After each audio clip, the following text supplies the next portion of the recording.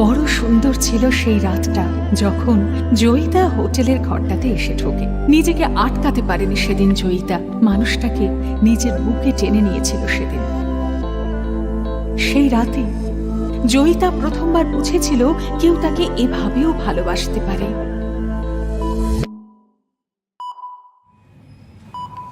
সেই রাতটার পর 7 মাস কেটে গেছে। জয়িতা সেই রাতে নীলাদ্রির সাথে কাটানো মুহূর্তগুলো ভুলতে পারছিল না। বিদেশ থেকে আজই কলকাতায় ফিরছে নীল। বাচ্চার বাবা কি আসছেন? জয়িতার মনের মধ্যে হাজারো প্রশ্ন ছুটে চলেছিল। গত 7 মাস ধরে সে এই কথাগুলোই ভেবে এসেছে। নীল কি এই প্রেগন্যান্সির খবরটা পেয়ে খুশি হবে? তোমার মনে আছে তুমি যখন ইন্ডিয়াতে ছিলে? জয়িতা, এটা তোমার 7 মাস চলছে, যতটা পারবে নিজের খেয়াল রাখবে। ওর কি নীলের সাথে বিয়ের ব্যাপারে কথা বলা উচিত? ও কিচ্ছু বুঝতে পারছিল না। বাচ্চার বাবা কি আসছেন? জয়িতা, বলো না কি বলছিলে। যদি বাচ্চার বাবা আসেন তবে ওনাকে কিভাবে কি করতে হবে সব বলে দিতাম। একা সকলের সাথে লড়ার কল্পনাতেই জয়িতা ভয়ে কেঁপে উঠছিল। ও আজকে নীলকে সব কথা বলে দিতে চাইছিল।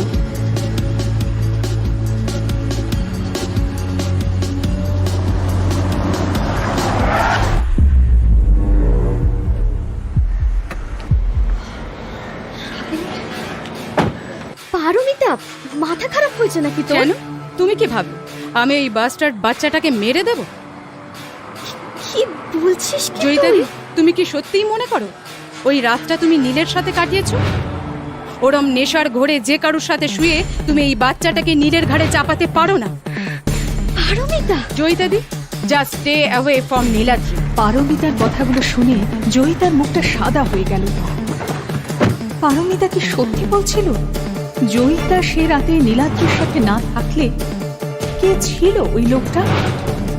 তার গোটা শরীরটা যেন আগ্নেয়গিরির লাভার মতন জ্বলছিল। একমাত্র যে মানুষটা তাকে বাঁচাতে পারত সে তার সামনেই ছিল। সে মার্বেলের ঠান্ডা মেঝেটাকে শক্ত করে আঁকড়ে ধরল। তার বেঁচে থাকার প্রবল ইচ্ছে শক্তি শেষ পর্যন্ত তার এতক্ষণের সমস্ত বাধাকে সরিয়ে দিতে বাধ্য করল। আস্তে আস্তে ব্যথার সাথে সাথে একটু একটু করে তার আরাম বোধ বাড়তে লাগলো। যেন তার মনের মধ্যে আতশবাজির ঝলকানি দিচ্ছে, যেন সে কোনো উত্তপ্ত আগুনের সমুদ্রে একাকী একটা নৌকোয় বসে আছে। নৌকোটা কখনো ডুবছে, আবার কখনো ভেসে উঠছে। এই অবস্থায় নিজেকে স্বাধীন মনে করাটা খুব কঠিন লাগলো তার কাছে। কি হলো, এখানে বসে আছেন কেন? এখানে এত ঠান্ডা, সর্দি লেগে যাবে তো। হঠাৎ করে নার্সের হাতটা জয়িতার কাঁধ ঝাঁকিয়ে দিল। সে দিশেহারা হয়ে কয়েক মুহূর্ত একভাবে নার্সের চিন্তিত চোখের দিকে তাকিয়ে থাকল। ঠিক তারপরেই তার অপরাধী বিবেকের তাড়না আবার ফিরে এলো। তার গোটা মুখটা রক্তের মতো লাল হয়ে উঠল। সে খুব ইতস্তত বোধ করতে লাগলো।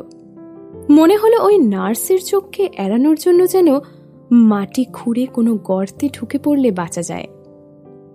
ছি, যদিও ওই মাতাল করা রাতটা কেটে গেছে অনেক দিন হলো, তবুও সে নীলের সাথে সাজানো স্বপ্নগুলো যখন গোছাতে ব্যস্ত ছিল, ওই জল জলে রাতটা মাঝে মাঝেই ফিরে ফিরে এসেছে।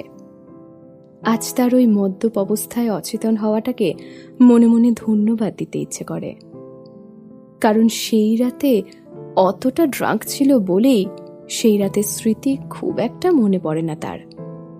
না হলে নীলকে যে কি করে মুখ দেখাতো সে নিজেও জানে না। নার্স দেখলো জয়িতা শেষ পর্যন্ত তার জড়তা কাটিয়ে উঠেছে। সে রিপোর্টগুলো তার হাতে দিয়ে বলল, আপনার প্রেগনেন্সির হেলথ রিপোর্টগুলো নিতে ভুলে যাচ্ছেন। ডক্টর রায় হয়তো নেক্সট উইকে আবার আসবেন। জয়িতা আলতো হেসে রিপোর্টগুলো নিয়ে পার্সে ঢুকিয়ে দিল। নীল বিলেতে পড়তে গিয়েছিল, কাল রাতে ফিরেছে। রাতে ওর সাথে দেখা করার কথা ভেবেই জয়িতার কেমন ভয় পেয়ে উঠল। কারণ নীল যেখানে থাকে সেখানে সহজে যাওয়া যায় না। আর তার পেটে যে শিশুটি বড় হচ্ছে তার বয়স 7 মাসেরও বেশি। যখন নীল জানতে পারবে যে সে প্রেগনেন্ট, ও কিভাবে যে রিয়্যাক্ট করবে সেটা ভেবেই জয়িতা আরও বেশি টেন্সড হয়ে উঠল।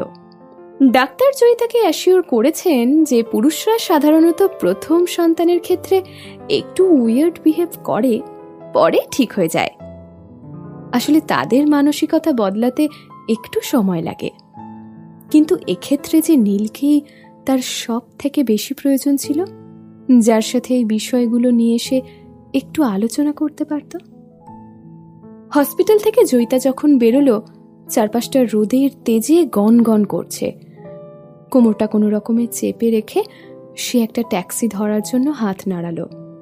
হঠাৎ একটা টকটকে লাল রঙের স্পোর্টস কার তার দিকে ছুটে আসলো। জয়িতা চমকে উঠে কয়েক পা পিছিয়ে গেল। খুব জোরে ব্রেক কষার আওয়াজ করে প্রায় জয়িতার শাড়ি ঘেঁষে দাঁড়ালো গাড়িটা। হঠাৎ করে যেন হার্টবিট থেমে গেল জয়িতার। গাড়ি থেকে টাইট লাল ড্রেস পরা একজন যুবতী ঢেউ খেলানো চুলগুলোকে হাত দিয়ে উল্টে দিতে দিতে নেমে এলো। পারমিতা, তুই তুই কি পাগল হয়ে গেছিস? পারমিতা জয়িতার দিকে তাকিয়ে গভীরভাবে হেসে উঠল। অনেক লুকোনো অর্থ যেন মিশেছিল সেই হাসিতে। হাত দুটোকে নাড়াতে নাড়াতে বিড়ালের হাঁটার মতো ছন্দে বিশাল হাবভাব নিয়ে জয়িতার সামনে এসে দাঁড়ালো সে। হাই হিলে জুতোতে তাকে একটু লম্বা দেখাচ্ছিল। একটু নিচে জয়িতার পেটের দিকে তাকিয়ে ইশারা করে বলে উঠল, কেন রে, আমি কি বাস্টারটাকে মেরে ফেলবো নাকি? তুই কিন্তু খুব বাড়াবাড়ি করে ফেলেছিস পারমিতা, রেগে বলে উঠল জয়িতা। হাত দিয়ে পেটটাকে সামলে কিছুটা পিছিয়ে গেল। জয়িতা জানতো পারমিতা তাকে বরাবরই খুব বোকা ভাবে, কিন্তু কথাগুলো বলতে একটুও হেজিটেট করলো না সে। বাড়াবাড়ি বাড়াবাড়ি তো তুই করেছিস। ড্রিঙ্ক করে you slept with a wild man, then you got pregnant. তারপর নির্লজ্জের মতো নীলকে সেই বাচ্চার বাবা বানিয়ে দিয়েছিস। ছি ছি ছি জয়িতা। জয়িতা থমকে গিয়ে বলল, কি ভুলভাল বকছিস তুই? ওহো কাম অন, আমাকে এটা অ্যাটলিস্ট বিশ্বাস করতে বলিস না যে ওই রাতে যে লোকটার সাথে ইউ স্লেপ্ট সেটা নীল ছিল। পারমিতা তার মাথাটাকে সামান্য পিছনের দিকে করে ঠাট্টার হাসি হাসল। তুই আর নীল ছোটবেলা থেকে একসাথে বড় হয়েছিস, তোদের দুজনের নাকি সেই ছেলেবেলার প্রেম। তাহলে তুই এখনো পর্যন্ত এটা জানিস না যে নীলের ফিগারটা ঠিক কিরকম? জয়িতার মুখটা হঠাৎ কেমন যেন ফ্যাকাশে হয়ে গেল। ওই প্রবল গরমের মধ্যেও তার সারা শরীর ঠান্ডা হয়ে উঠল। হ্যাঁ, ওই রাতের মানুষটা, সে ভাবল। সত্যি তো, নীলকে যতটা সে কল্পনা করেছিল, বড় হওয়ার পরে তার থেকেও অনেক বেশি অ্যাট্রাকটিভ হয়ে উঠেছিল নীল। পারমিতার ওই হিংস্র কথাগুলো তাকে আবার মনে করিয়ে দিল শুধুমাত্র শরীরের দিক থেকে নয়, সব দিক থেকেই ওই রাতের মানুষটা নীলের থেকে একেবারেই আলাদা ছিল। আমি তোকে সোজাভাবে একটা কথা বলতে চাই। ওই রাতে তুই প্রচুর মদ খেয়েছিলি, যার মধ্যে আমি ওষুধ মিশিয়ে দিয়েছিলাম। তারপর তোর কথা ভেবে দুটো পুরুষ মানুষকে তোর কাছে পাঠিয়ে দিয়েছিলাম, যাতে তুই তোর শারীরিক চাহিদা মেটাতে পারিস। কে জানতো যে তুই এতটা ইনসেন্সিবল হবি? তুই আসলে একটা অন্য লোকের ঘরে ঢুকেছিলি অচেতন ভাবে। পারমিতা তার কথায় রাগ উগলে দিচ্ছিল। নীল সত্যি খুব দয়ালু। ও তো ভয় পেয়েছিল যে তুই সত্যিটাকে স্বীকার করতে পারবি না, তাই বলেছিল ওই রাতে ও তোর সঙ্গে ছিল।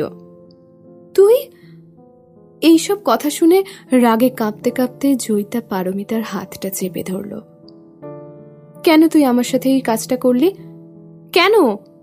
তুই আমার কত বড় ক্ষতি করেছিস তুই জানিস? রাগে ভুরু কুঁচকে পারমিতা জয়িতাকে ঠেলে ফেলে দিতে যাচ্ছিল, কিন্তু হঠাৎ পিছনে নীলকে দেখে গলার সুর নরম করে কান্নার ভাব দেখিয়ে পারমিতা বলে উঠল, বোনটি আমার, আমি জানি আমি ভুল ছিলাম। আমাকে মারতে বা বকতে চাইলে মার, যা ইচ্ছে হয় কর। জয়িতা কিছু বুঝে ওঠার আগেই পারমিতা আচমকা মাটিতে পড়ে গেল, যেন জয়িতাই ওকে ঠেলে ফেলে দিয়েছে।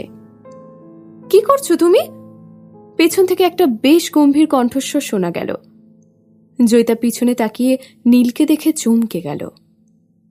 নীল তাড়াতাড়ি এসে পারমিতাকে মাটি থেকে তুলতে সাহায্য করল। তুমি ঠিক আছো তো পারমিতা? পারমিতা ওর পুরো শরীরটা নীলের উপরে হেলিয়ে দিয়ে বলল, আমি কোনো উদ্দেশ্য নিয়ে এখানে আসিনি নীল। আমি জানি আমি ভুল, আমার জন্যই আমার বোনটার আজ এই অবস্থা। নীল পারমিতার কাঁধ চাপড়িয়ে বলল, আমি সবকিছু ঠিক করে দেব। গাড়ির দরজাটা খুলে দিল যাতে পারমিতার সুবিধা হয়। আমি জয়িতাকে বুঝিয়ে বলবো। জয়িতার মাটির থেকে পা সরে গেল। নীল কথা বলতে বলতে ওর দিকে এগিয়ে আসলেও জয়িতা শুধু নীলের মুখটা নাড়ানো দেখতে পেল। নীল অনেকক্ষণ ধরে বলতে থাকলো তাদের ছোটবেলার প্রেমের গল্প। যখন সে পারমিতার সাথে ভালোবাসার সম্পর্কে জড়ালো তখন তার সমস্যার কথা, যখন সে জানতে পারে পারমিতা জয়িতার বিরুদ্ধে চক্রান্ত করেছিল তখন তার রাগের কথা, যখন সে জানতে পেরেছিল জয়িতা প্রেগনেন্ট তখন মনে মনে নিজেকে দোষী ভাবার কথা, কিভাবে সে পারমিতাকে ক্ষমা করেছিল তার কথা। সবশেষে একটাই কথা বলল, জয়িতা, আই এম সরি, কিন্তু আমি তোমাকে বিয়ে করতে পারবো না। এটা শুধুমাত্র এই বাচ্চাটার জন্য বা ওই রাতের জন্য তা নয়, কিন্তু এর প্রধান কারণ হচ্ছে আমি পারমিতাকে ছোট করতে পারবো না, এবং আমি নিজেকে আর নিজের অনুভূতিকেও ঠকাতে পারবো না।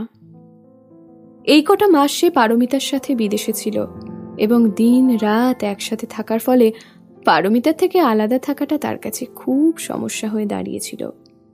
যদিও জয়িতার মানসিক ক্ষত সারানোর জন্য সে স্বীকার করেছে যে ওই রাতে সেই ছিল জয়িতার সাথে আর তাদের মধ্যে শারীরিক সম্পর্ক হয়েছিল, কিন্তু সে মনে মনে এখন পারমিতাকেই বেছে নিয়েছে। তাই জয়িতার প্রেগনেন্সির কথা জানা মাত্র সে আর সহ্য করতে না পেরে সঙ্গে সঙ্গে ওর বাড়ি ছুটেছিল, যাতে ওর বাবা মাকে বোঝাতে পারে ব্যাপারটা আর জয়িতাকে তখনকার মতন সব সত্যিটা বলতে পারে। তাহলে নীল, তুমি ভালো করে জানো যে পারমিতা আমার সরলতার সুযোগ নিয়ে কিভাবে আমাকে ধ্বংসের মুখে ঠেলে দিয়েছে। তাকে বাঁচানোর জন্য তুমি নিজের ঘাড়ে দোষ নিয়েছ যে সেই রাতে তুমি আমার সাথে ছিলে। জয়িতা শেষ পর্যন্ত নিজের মুখ খুলল। সে শান্ত স্বভাবে নীলের দিকে তাকিয়ে এমনভাবে কথাগুলো বলল যেন তার নিজের আত্মা তার শরীর থেকে দূরে সরে যাচ্ছে। নীল বলল, দেখো জয়িতা, পারমিতা কোনো উদ্দেশ্য নিয়ে এই কাজটা করেনি। ও তো এখনো অনেক অল্প বয়সী আর আবেগপ্রবণ। জয়িতা হতাশার সুরে নীলের মুখের দিকে তাকিয়ে বলল, তাহলে আমার কি হবে নীল? কখনো আমার কথা ভেবে দেখেছ? একটুও কি ভেবেছ? নীল চুপ করে থমকে থাকলো। কিছুক্ষণ পর জয়িতার কাছে এসে ওর হাতটা ধরে বলল, এখানে প্রচন্ড রোদ, চলো আগে বাড়ি ফিরি। Don't touch me. নীলের হাতটা এক ঝটকায় ছাড়িয়ে নিল আর হঠাৎ চিৎকার করে হাসতে শুরু করলো। এখন জয়িতার কাছে স্পষ্ট হয়ে গেল যে তার জীবনটা জাস্ট একটা জোকে পরিণত হয়েছে। নীলের সাথে এক শহরে থাকার জন্য সে তার সম্পূর্ণ মনোযোগ তার পড়াশোনায় দিয়েছিল, যাতে সে ক্যালকাটা ইউনিভার্সিটিতে ভর্তি হতে পারে। এতদিন নীলকে খুশি দেখার জন্য সে স্বপ্ন দেখার ভান করেছে।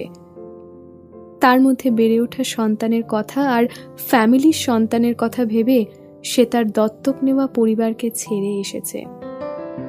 প্রচণ্ডভাবে চেষ্টা চালিয়ে গেছে এই তথাকথিত ছদ্মবেশী মানুষগুলোকে খুশি করার, আর সবশেষে তাকে আজ কি শুনতে হলো? একটা লাইন, আমি পারমিতাকে ছোট করতে পারবো না। পারমিতা তার জীবন থেকে তার পরিচয় চুরি করেছে, তার নিজের রক্তের বাবা মাকে দূরে সরিয়ে দিয়েছে, কিন্তু এখন তার জীবন থেকে তার ভালোবাসার মানুষটাকেও ছিনিয়ে নিচ্ছে। পারমিতা এখন নাকি অল্প বয়সী, তাই তার সব ভুলকে ক্ষমা করা যায়। তাহলে তার জীবনে যেগুলো ঘটল তার দায়িত্ব কে নেবে? এমনকি সে এটাও জানে না সেই রাতে তার সাথে কার সম্পর্ক হয়েছিল। জয়িতা নিজের মুখটা ঢাকল। তার সারা শরীর মারাত্মকভাবে কাঁপছিল। সে হতাশার অনেক গভীরে চলে গেল। নীল খেয়াল করল জয়িতা থমথমে ভাবে রাস্তার দিকে এগিয়ে যাচ্ছে। আঙুলে রাখা সিগারেটটা ফেলে সে জয়িতার পিছু নেওয়ার জন্য প্রস্তুত হলো, কিন্তু আচমকা পেছন থেকে পারমিতা ওকে টেনে ধরল। বলল, কোথায় যাচ্ছ? আচমকা নীল প্রচন্ড জোরে একটা চিৎকার শুনল। জেব্রা ক্রসিং এ রাস্তা পার হওয়ার সময় একটা গাড়ি এসে জয়িতাকে ধাক্কা মেরে বেরিয়ে গেছে। রক্তাক্ত অবস্থায় জয়িতা মাটিতে পড়ে আছে। সবাই চিৎকার করছে, আরে একজন প্রেগনেন্ট মহিলার অ্যাক্সিডেন্ট হয়েছে, ওনাকে বাঁচান। প্রচন্ড রোদের আলোর তেজে জয়িতা চোখ মেলে কতগুলো ছায়ার মতন মানুষ আর ওই দুটো মানুষের মুখ দেখতে পেল, যাদের দেখলে তার ঘেন্নায় বমি চলে আসছিল। অসহ্য পেট ব্যথায় আস্তে আস্তে সে জ্ঞান হারালো। সে একবার শুধুমাত্র চোখ খুলে তাকালো এবং তার কপাল থেকে কাঁচা রক্ত চুইয়ে চুইয়ে তার চোখে এসে পড়ছিল। আস্তে আস্তে তার সামনে সব অন্ধকার হয়ে গেল। 5 বছর বাদে জেমস বারের টপ ফ্লোরের একটা ফাঁকা জায়গা। জয়িতা কাল সারা রাত কিছু ইনভেস্টরদের সাথে গলা অবধি ড্রিঙ্ক করেছে। তার এখন মাথা যন্ত্রণায় ছিঁড়ে যাচ্ছে। নিজেকে একটু সামলানোর জন্য একটা ফাঁকা জায়গা খুঁজছিল। আচমকা তার ম্যানেজার এলিনা দত্ত যে তার সামনে চলে আসবে সেটা জয়িতা ভাবতে পারেনি। নিজেকে একটু সামলে নিয়ে জয়িতা জিজ্ঞাসা করল, কি ব্যাপার এলিনা, কিছু বলবে? আচ্ছা জয়িতা, আমাকে একটা কথার উত্তর দাও। তুমি কি ল্যান্ড আন্ডার হেভেনের জন্য অডিশন দেবে? হ্যাঁ দেব।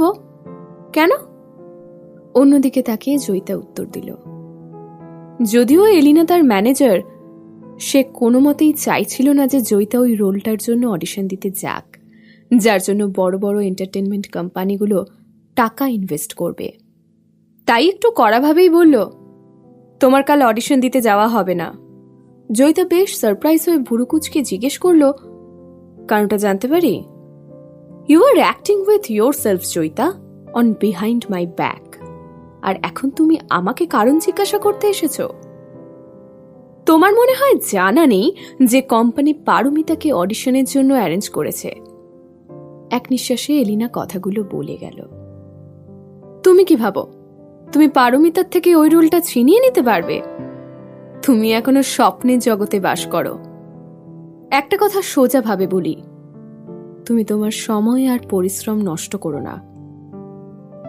পারমিতার ফ্যামিলি 3 কোটি টাকা এই মুভিটার পিছনে ঢেলেছে, তাই রোলটা পারমিতার এক প্রকার নিশ্চিত। মুচকি হেসে জয়িতা বলল, তাতে তোমাকে এত টেন্সড দেখাচ্ছে কেন? কারণ তুমি আমার আর্টিস্ট, আর আমার সমস্ত অ্যারেঞ্জমেন্ট অনুযায়ী তোমাকে চলতে হবে। এলিনা এমনভাবে কথাগুলো বলল যেন কি করা উচিত সেটা জয়িতাকে ওই শেখাবে। এবার জয়িতা তার হাসি চাপতে পারল না। বেশ কিছুটা হেসে নিয়ে বলল, মাই ডিয়ার সিস্টার এলিনা, তুমি তাহলে এখনো মানো যে আমি তোমার আন্ডারে কাজ করা শুধু একজন আর্টিস্ট? জয়িতা, আমার এই বিষয়ে তোমার সাথে তর্ক করার সময় আর ইচ্ছা কোনোটাই নেই। তুমি কোম্পানিতে কাজ করতে রিফিউজ করছো, এটাই ফাইনাল। এরপরে আমি যদি কোনো রকম জোর করি, আমাকে দোষ দিতে পারবে না। বেশ চড়া সুরে এলিনা বলল। এলিনার কথা শেষ হতে না হতেই আচমকা জয়িতার মাথার পেছনে জোরে কেউ আঘাত করল। তারপর তাকে ধরে জোর করে একটা স্টোর রুমে ঢুকিয়ে দেওয়া হলো। তার সেল ফোনটাও কেড়ে নেওয়া হলো।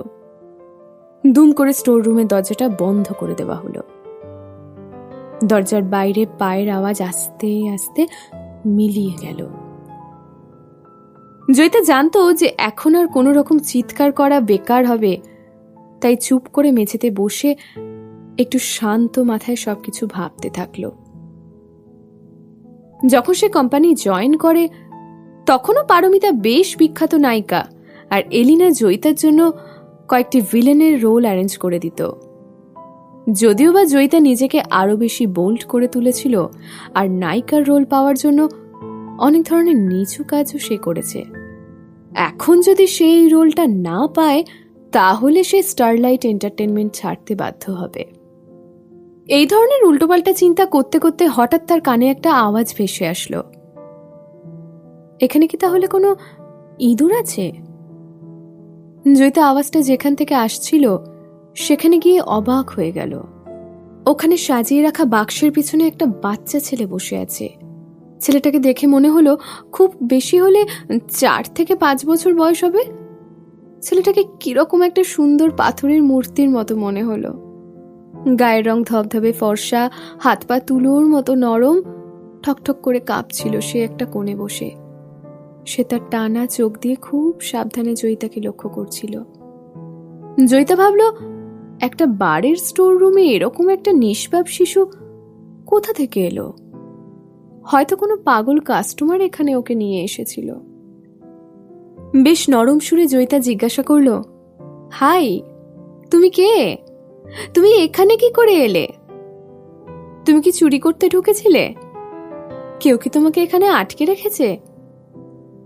তুমি কি মিষ্টি খেতে ভালোবাসো? প্রায় 1 ঘন্টা ধরে ওকে প্রশ্ন করার পরও বাচ্চাটা কোনো উত্তর দিল না। কিন্তু সে ভয় কাঁপতে লাগলো, যেন ওকে কেউ মারতে আসছে। শেষ পর্যন্ত জয়িতা আর কোনো কথা বলল না, কারণ সে বুঝতে পারল যে কোনো কাজ হবে না এভাবে। একজন প্রাপ্তবয়স্ক মেয়ে আর একজন শিশু দুজন ঘরের 2 কোণায় বসে রইল। হঠাৎ স্টোর রুমের বাল্বটা ফ্ল্যাশ করে নিভে গেল। অন্ধকারে জয়িতা স্পষ্ট শুনতে পেল ছেলেটির দাঁতে দাঁত লেগে ঠকঠক করে কাঁপছে। জয়িতার এবার নিজের উপরে হাসি পেল আর আস্তে আস্তে বলল, হে, তোমার কি অন্ধকারে ভয় করছে?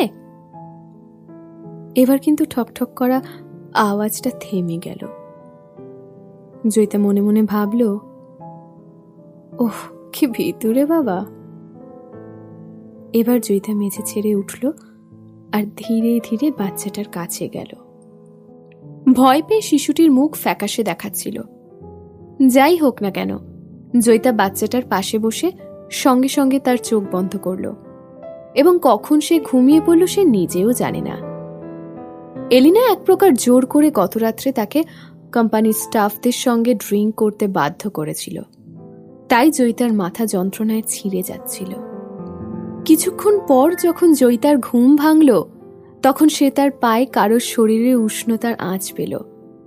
মাথা তুলে নিজের দিকে তাকিয়ে সে দেখল তার পায়ের কাছে বাচ্চাটি কুঁকড়ে শুয়ে আছে।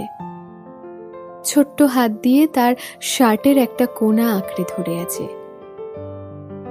জয়িতা কিছু না করতে পেরে শুধুই হাসল। আগে যখন জয়িতা গ্রামে থাকত তখন তার একটি পোষা বিড়াল ছিল। সে ঠিক এই রকমই ভীতু ছিল এবং মানুষ দেখলেই ভয় পেত। দূর থেকে কাউকে দেখতে পেলেই সে দৌড়ে পালাতো। যদিও কেউ এটা খেয়াল করেনি, বিড়ালটা কিন্তু এগুলো করত নিজেকে রক্ষা করার জন্য, নিজের নিরাপত্তার জন্য। এক এক সময় এমনও ঘটত বিড়ালটি চুপি চুপি তার পায়ে পায়ে ঘুরত, এমনকি কখনো কখনো তার কোলে ঘুমানোর জন্য লাফ দিত। বাচ্চাটিকে দেখে তার ওই বিড়ালটার কথা মনে পড়ে গেল। তার ছোট্ট মুখটাতে আতঙ্কের ছাপ ছিল ঠিকই, কিন্তু তার চোখে কোনো রকম ভয় জয়িতা দেখতে পেল না, বরং বেশ কৌতূহলী হয়ে সে জয়িতার দিকে তাকিয়েছিল। শিশুটিকে ঠিক একদম তার পোষ্য বিড়ালের মতো লাগছিল, এমনকি তার চোখ দুটো। জয়িতার হাত নিষ্পিস করছিল ওই বাচ্চাটাকে আদর করার জন্য। সে নিজেকে আটকাতে না পেরে বাচ্চাটির ছোট্ট কপালে তার হাতটা বুলিয়ে দিল। হাতটা কপালে ঠেকানোর সঙ্গে সঙ্গে জয়িতা মুখ থেকে সব হাসি উধাও হয়ে গেল। বাচ্চাটির কপাল অস্বাভাবিক গরম। এ কি, তোমার তো প্রচন্ড জ্বর। জয়িতা জানতো কালকের অডিশনটা না হওয়া পর্যন্ত এলিনা তাকে এখানে আটকে রাখবে, কিন্তু বাচ্চাটাকে এতক্ষণ বিনা ট্রিটমেন্টে রাখলে ব্যাপারটা ডেঞ্জারাস হয়ে যাবে। এতটা টেনশনের মধ্যেও জয়িতা বুঝতে পারল কিছু একটা ভুল ঘটতে চলেছে। বাল্বটা নিভে যাওয়ার পরেও ঘরের মধ্যে আলো কোথা থেকে আসছে? ওপরের দিকে তাকিয়ে জয়িতা দেখতে পেল একটা ছোট্ট খোলা জানলা দিয়ে চকচকে চাঁদের আলো ভেতরে ঢুকছে। আর এক ফোঁটাও দেরি না করে স্টোর রুমে রাখা একটা মই নিয়ে জয়িতা ওই জানলাটির কাছে সেট করলো।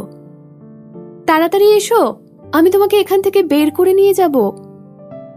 শিশুটি ফাইনালি তার কথায় রেসপন্স করলো ঠিকই, কিন্তু মাথা নিচু করে এক জায়গায় ঠায় দাঁড়িয়ে রইল।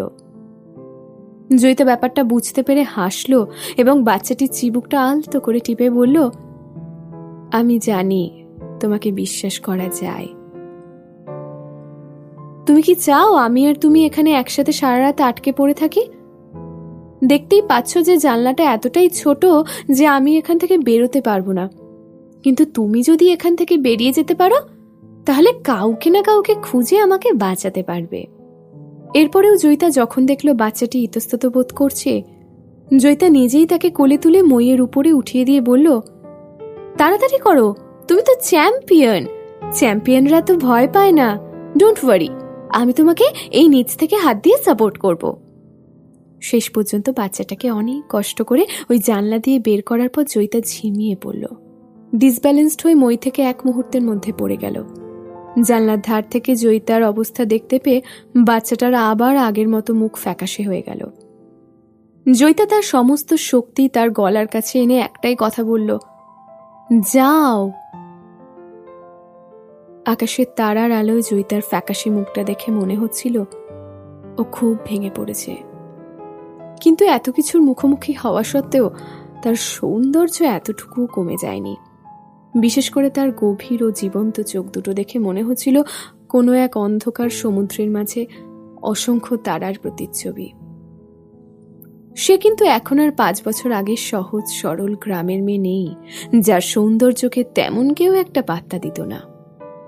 সে যাই হোক না কেন, আজকে তার সৌন্দর্য কোন কাজে লাগছে? মনে দুঃখ চেপে জয়িতা হাসল এবং ভেতরে ভেতরে ভাবল যে আজ সে তার প্রতিশোধ নেওয়ার আগেই মৃত্যুর সামনাসামনি হতে চলেছে। যদিও সে মনকে সান্ত্বনা দিতে পারছে যে মৃত্যুর আগে সে একজন ছোট্ট নিষ্পাপ শিশুকে বাঁচাতে পেরেছে। যদি সে সেদিন তার সন্তানকে না হারাতো তাহলে তার বয়সও এই বাচ্চাটির কাছাকাছি হতো। 5 বছর আগে তার জীবনে যে কার অ্যাক্সিডেন্টটা ঘটেছিল, তারপর লজ্জায় তার ফ্যামিলি তাকে এমন একটি ইউনিভার্সিটির হোস্টেলে পাঠিয়ে দিল যেখানে কলকাতার তথাকথিত বড়লোক মানুষদের বকে যাওয়া ছেলে মেয়েদের দায়িত্ব তার উপর দেওয়া হলো। তারপর চলল জয়িতার নিজের সাথে নিজের লড়াই। পরে সে ওই ইউনিভার্সিটিতে রিজাইন করে সল্টলেকের টেকনো ইন্ডিয়াতে চাকরির জন্য অ্যাপ্লাই করে এবং যতটা সম্ভব নিজের নলেজকে আরো বাড়ানোর চেষ্টা করে। কারণ ছিল একটাই, পারমিতাকে হারানো এবং তার কাছ থেকে সেই সব কিছু কেড়ে নেওয়া যা একসময় জয়িতার ছিল। সব থেকে ইম্পর্টেন্ট বিষয়, তার জীবনে অভিনয় ছিল তার সবচেয়ে বড় স্বপ্ন। তার নিজের বাড়িতে ফিরে আসার পর তার লক্ষ্য ছিল তার সৌন্দর্য ও তার অভিনয় দিয়ে যাতে সে এলিনার নজরে পড়ে এবং সাকসেসফুলি স্টার লাইফ এন্টারটেনমেন্ট ইন্ডাস্ট্রির সব থেকে বড় প্রোডাকশন হাউস সাইন করে। এখানে তার ফিউচার ব্রাইট হতো অবশ্যই, কিন্তু বাধা হয়ে দাঁড়ালো সেই পারমিতা। সেও স্টারলাইট সাইন করে এবং এলিনাকে রীতিমতো ঘুষ দিয়ে জয়িতার সমস্ত রোলগুলো এক এক করে কেড়ে নেয়। ওই সময় জেমস বারের পরিবেশটা বেশ থমথমে ছিল। বারের ম্যানেজার, সিকিউরিটি আর অন্যান্য স্টাফদের যথেষ্ট টেন্সড দেখাচ্ছিল। তারা সবাই এক কথায় খুব আতঙ্কিত হয়ে পড়েছিল। প্রত্যেকেরই মাথায় একটাই কথা ঘুরছিল যে এই বুঝি একটা বিশাল বিপদ আসতে চলেছে তাদের উপর। কারণটা ছিল বিখ্যাত আরিয়ান্স কর্পোরেশনের ছোট্ট প্রিন্সকে খুঁজে পাওয়া যাচ্ছে না। আরিয়ান্স কর্পোরেশনের মালিক মিস্টার বিশাল আচার্য চুপচাপ বসে আছেন। তার মুখটা যেন গুম মেরে আছে, যেন কিছুই ঘটেনি। যদিও উপর মহল থেকে বাড়ির প্রত্যেককে দোষারোপ করা হচ্ছিল তাদের গাফিলতির জন্য, রীতিমতো ঘাম ছুটে যাচ্ছিল সবার। কারোর সাহস ছিল না একটাও শব্দ উচ্চারণ করার। একটা অল্প বয়স্ক ছেলে বিশালের পায়ের কাছে বসে কান্নায় ভেঙে পড়ে বলতে লাগলো, দাদা, আই এম রিয়েলি সরি, সবটাই আমার দোষ। আমারই ওকে এখানে নিয়ে আসা উচিত হয়নি। ওর যদি কিছু হয়ে যায় আমি মরে যাব। তার কথা শেষ হতে না হতেই তার বুকের সজোরে কেউ যেন একটা লাথি মারল। ওখানে দাঁড়িয়ে থাকা প্রত্যেকেরই গলা শুকিয়ে আসলো ওই দৃশ্য দেখে। তারা স্পষ্ট যেন হাড় ভাঙার শব্দ শুনতে পেল। অনেক তার বুকে হাত দিয়ে বেশ কিছুক্ষণ ফুপিয়ে ফুপিয়ে কাঁদতে লাগলো। তারপরে সঙ্গে সঙ্গে আবার বিশালের হাঁটুর কাছে এসে বসে পড়ল। বিশাল ও অনিক আচার্য, এদের বাবা মা এখন বিদেশে ছুটি কাটাচ্ছেন। তারা এখনো এই খবরটা জানেন না। জানলে শুধু এর মধ্যেই ব্যাপারটা থাকবে না, অনিককে হয়তো জ্যান্ত মাটিতে পুঁতে ফেলবেন। অনিকের হার্টবিট প্রায় থেমে গেছিল, খুব লজ্জিত ছিল সে। হঠাৎ রিসেপশন রুমের দরজায় কেউ নক করল। বারের বস দরজার সামনেই দাঁড়িয়েছিল। সে দরজা খুলে অবাক হয়ে চারপাশ দেখল, কিন্তু কাউকে দেখতে না পেয়ে নিচের দিকে তাকিয়ে রীতিমতো ভ্যাবাচাকা খেয়ে চিৎকার করে উঠল, এই তো আমাদের লিটল ইয়ং মাস্টার।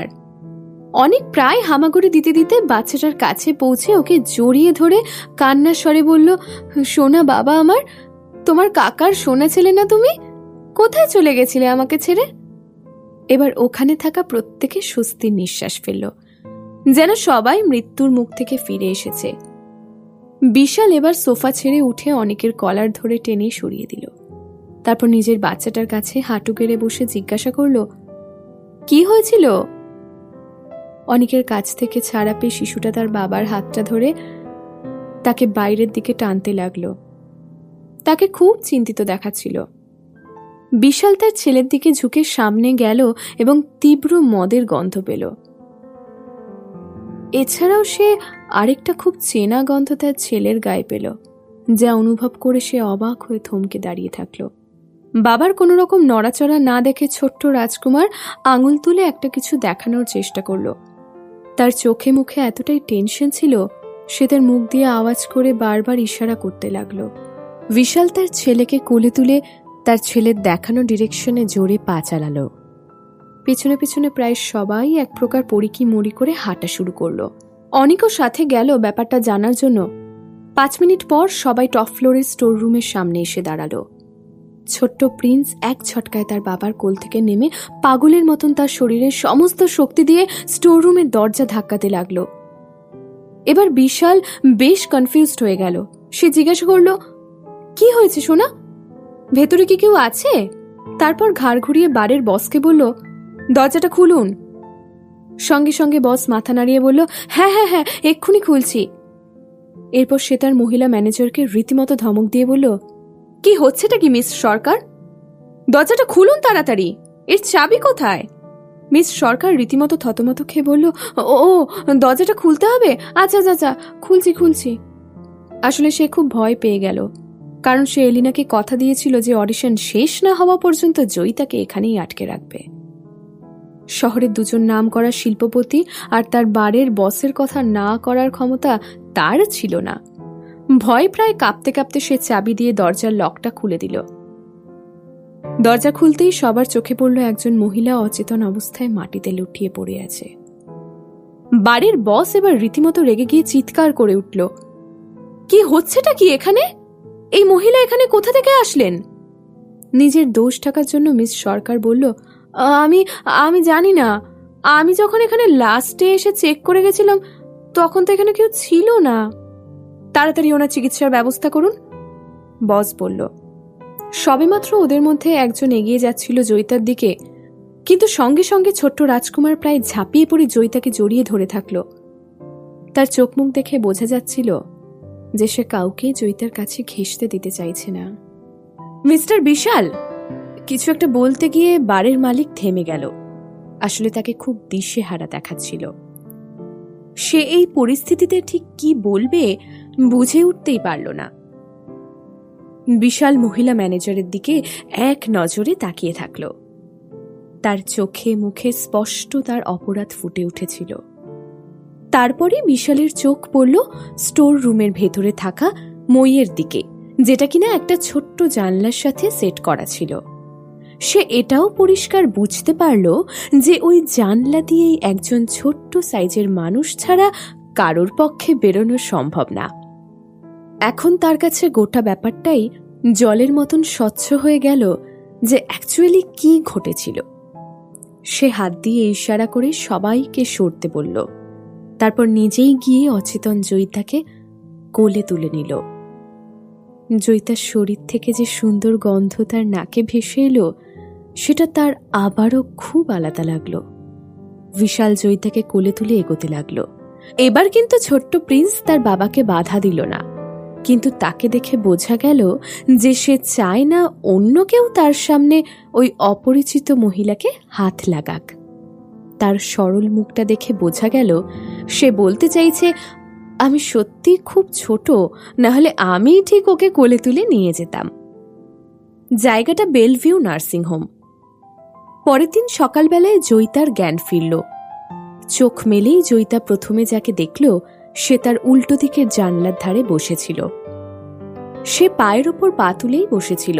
তার চওড়া কাঁধ আর স্লিম কোমরের শোভা বাড়িয়ে তুলেছিল তার পরনের ফিটেড স্যুট আর তার নিচে গলার কলার পর্যন্ত বোতাম আটকানো সাদা শার্ট।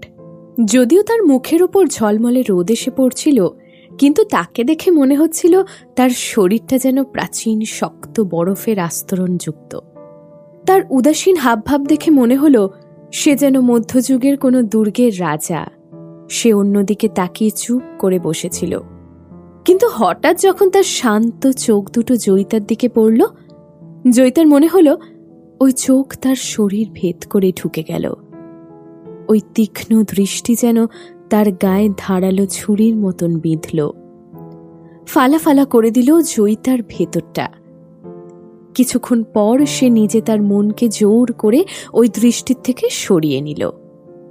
চিন্তিত গলায় জিজ্ঞাসা করল, এক্সকিউজ মি মিস্টার, আমি এখানে কি করে এলাম? আপনি কি ওই ছোট্ট বাচ্চাটাকে দেখেছেন? ধরুন 4 কি 5 বছর বয়স হবে, মনে হয় কথা বলতে পারে না। ওর গায়ের রং খুব ফর্সা ছিল আর দেখতে খুব কিউট। জয়িতার কথা শুনে বিশাল তার চোখ দিয়ে ইশারা করে জয়িতার ডান দিকে তাকাতে বলল। তারপর শান্ত স্বরে বলে উঠল, আপনি কি আমাদের ছোট্ট প্রিন্সের কথা বলছেন? জয়িতা বিশালের কথা শুনে ঘাড় ঘুরিয়ে দেখল সেই বাচ্চা ছেলেটা ঠিক তার পাশেই অঘরে ঘুমোচ্ছে, হাতে স্যালাইন চলছে। হ্যাঁ, আমি তো ওর কথাই বলছিলাম। ওকে আপনারা প্রিন্স বলে ডাকেন? জয়িতা শেষ পর্যন্ত স্বস্তির নিঃশ্বাস ফেলল। তারপর ওর কপালে হাত বুলিয়ে লক্ষ্য করল জ্বরটা আর নেই। জয়িতার একটু অনুশোচনা হলো, এই ভেবে যে আরেকটু আগেই সে বাচ্চাটাকে ওখান থেকে বের করে দিতে পারত। একেই এতটুকু একটা বাচ্চা, তারপর গায়ে জ্বর। ইস, যদি ওখান থেকে বেরোনোর পর ওর যদি কিছু হয়ে যেত। বাড়ির মতন একটা নোংরা জায়গা ভেবেই কেমন ভয় করল জয়িতার। এবার জয়িতা বিশালকে শান্তভাবে চুপ করে থাকতে দেখে জিজ্ঞাসা করতে গেল, আপনি কি এই বাচ্চাটার? কথাগুলো বলার সঙ্গে সঙ্গেই জয়িতার মনে হলো তার এটা জিজ্ঞাসা করার কোনো অর্থই নেই। সামনে দাঁড়ানো মানুষটা আর বাচ্চাটার মুখের মধ্যে অদ্ভুত মিল। মনে হলো যেন দুজন একই ছাঁচে তৈরি। তারা দুজন 100% বাবা আর ছেলে। এ ব্যাপারে জয়িতা নিশ্চিত হয়ে গেল। বিশাল এবার একটাই উত্তর দিল, আমি ওর বাবা। হ্যালো বিউটিফুল, জ্ঞান ফিরল তাহলে? বাই দ্য ওয়ে, আমি প্রিন্সের কাকা। জয়িতা বিউটিফুল শব্দটা শুনে ওপাশ ফিরে তাকিয়ে আরেকজনকে দেখতে পেল। এবার কিন্তু জয়িতা বেশ চমকে গেল, কারণ তাকে ভালো করে দেখার পর আর চিনতে অসুবিধা হলো না। আপনি আপনি অনিক আচার্য, তাই তো? অনিক আচার্য আরিয়ান্স কর্পোরেশনের ছোট ছেলে, গোল্ডেন এজ এন্টারটেনমেন্টের মালিক, যার ছবি প্রায়ই নিউজ পেপার আর ম্যাগাজিনে দেখা যায়। তার চোখ ধাঁধানো লুকস আর হিউমারাস পার্সোনালিটিকে এড়িয়ে যাওয়ার সাধ্য কার আছে? জয়িতা তাকে চিনতে একটুও ভুল করল না। তার মানে ওই শান্ত ভদ্রলোকটি প্রিন্সের বাবা আর অনিক আচার্য ওর কাকা। তাহলে তো হিসেব মতো ওই ভদ্রলোক অনিক আচার্যর বড় ভাই শিল্পপতি বিশাল আচার্য। বিশাল আচার্যকে এখানকার মানুষ গড অফ ইন্ডাস্ট্রিয়ালিস্ট বলেই মানে। সে এখানকার মুকুটহীন সম্রাট। সে কখনো ভাবতেই পারেনি যে শিশুটির প্রাণ সে বাঁচিয়েছে সে বিখ্যাত শিল্পপতি বিশাল আচার্যর লাইফলাইন, তার ছেলে প্রিন্স। বিশাল তার সামনের বিছানায় শুয়ে থাকা মহিলাটির দিকে এক দৃষ্টে চেয়েছিল। অনেকক্ষণ পরে সে বুঝতে পারল যে জয়িতা সত্যিই প্রিন্সের পরিচয় সম্পর্কে কিছুই জানত না। তখন শান্ত গলায় একটাই কথা জিজ্ঞাসা করল, আপনি কি চান? আমি কি চাই? কথাটার মানে জয়িতা কোনো মতেই বুঝতে পারল না। আমার ভাই আপনাকে ধন্যবাদ জানাতে চাইছে প্রিন্সের জীবন বাঁচানোর জন্য, তাই আপনাকে কিছু একটা চাওয়ার জন্য অনুরোধ করছে। অনেক এমনভাবে কথাগুলো ছুড়ে দিল জয়িতার দিকে যেন তাকে সোনা দানা চাওয়ার জন্য অনুরোধ করা হচ্ছে। কথাটা শুনে জয়িতা মাথা নাড়িয়ে খুব আস্তে আস্তে বলল, আপনার আমাকে ধন্যবাদ জানানোর কোনো প্রয়োজন নেই। এটা ঠিকই আমি প্রিন্সের জীবন বাঁচিয়েছি, কিন্তু তার সাথে সাথে সেও তো আমাকে বাঁচিয়েছে। যদি প্রিন্স আপনাদের আমাকে সাহায্য করার জন্য না ডাকতো, আমি হয়তো এখনো ওখানেই বন্দি থাকতাম। তাই মনে করুন না, শোধবোধ হয়ে গেছে। যদিও সে প্রিন্সকে বাঁচাতে পেরে সত্যি খুব খুশি, তবুও এর বিনিময়ে সে পুরস্কার চাইবে। কারোর টাকা বেশি থাকলেই তার মনের মধ্যে অনেক কিছু ঘোরপ্যাচ চলে। আর একটু গভীরে গিয়ে ভাবলে এরা হচ্ছে বড়লোক, টপ ক্লাস এলিট আচার্য পরিবার। এখানে অবাক হওয়ার কিছুই হবে না যদি এরা ভেবে থাকে এই পুরো ঘটনাটাই সে আগে থেকে সাজিয়ে রেখেছিল। বিশালের ওরকম আশ্চর্যভাবে জয়িতার দিকে তাকানো সেটারই কি ইঙ্গিত দিচ্ছে? ব্যাপারটা অন্যদিকে গড়াবার আগে এখানেই সব শেষ করতে হবে। সে কিছু ভুল বলল? মিস্টার বিশালের মুখটা এত থমথমে লাগছে কেন?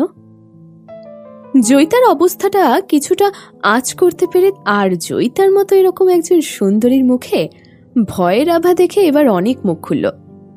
দাদা, আমার মনে হয় তুমি একটু বেশি গম্ভীর হয়ে যাচ্ছ। আমরা বুঝতে পারছি যে তুমি ওনার কৃতজ্ঞতার ঋণ শোধ করতে চাইছো, কিন্তু যারা এই পুরো ব্যাপারটা বুঝতে পারবে না তারা হয়তো ভাবতে পারে যে তুমি প্রতিশোধ নিতে চাইছো। এবার সে জয়িতার দিকে তাকিয়ে হেসে বলল, আসলে আমার দাদা কখনো কারো ঋণ বাকি রাখেনি, তাই আপনি দয়া করে কোনো রকম ইতস্তত না করে কিছু অন্তত চাইতে পারেন। এমনও মানুষ পৃথিবীতে থাকতে পারে যারা কিছু চাওয়ার জন্য এরকম জোরজার করে। এবার জয়িতা মুখ চুন করে বলল, এটা ভাববেন না আমি ইতস্তত বোধ করছি। আমার সত্যি কিছু চাওয়ার নেই। আমি যেগুলো বলছি সত্যি বলছি। এরপর আমার কথা বিশ্বাস না হলে আপনাদের যেটা করার করতে পারেন।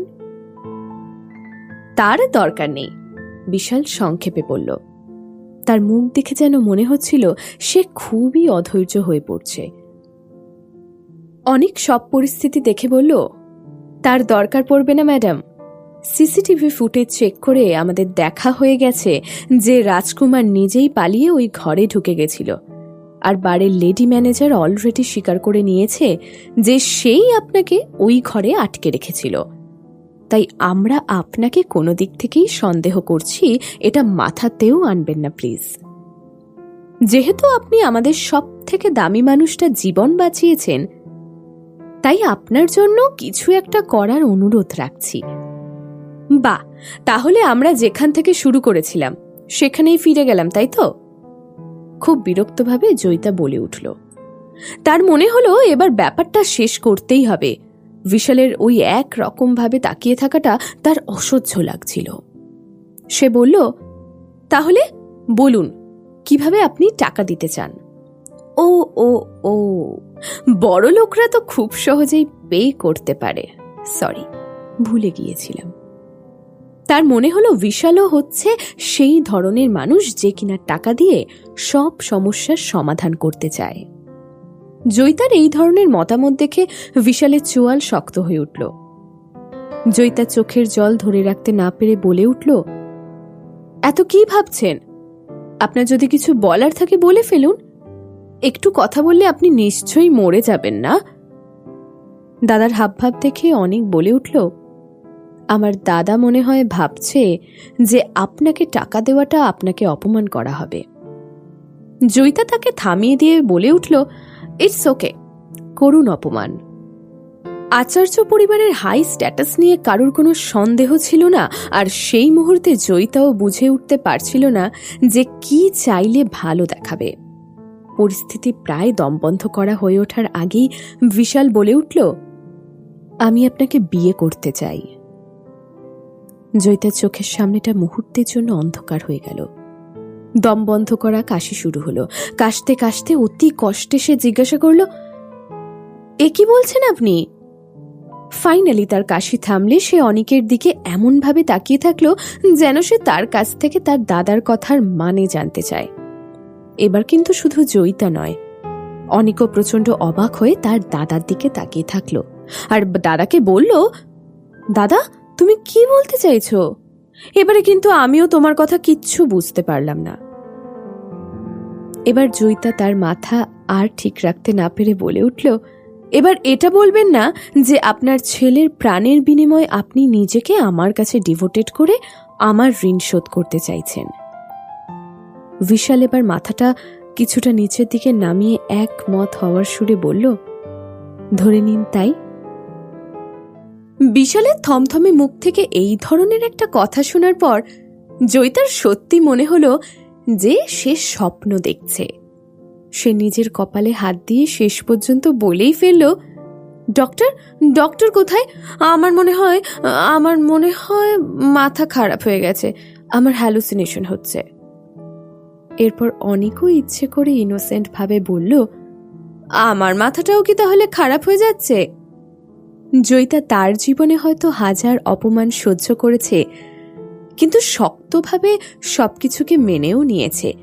কিন্তু এই সত্যিটা সে কিছুতেই মানতে পারছে না। শুধুমাত্র প্রিন্সের জীবন বাঁচানোর জন্য তার বাবা চাইছে তার সঙ্গে বিয়ে করতে।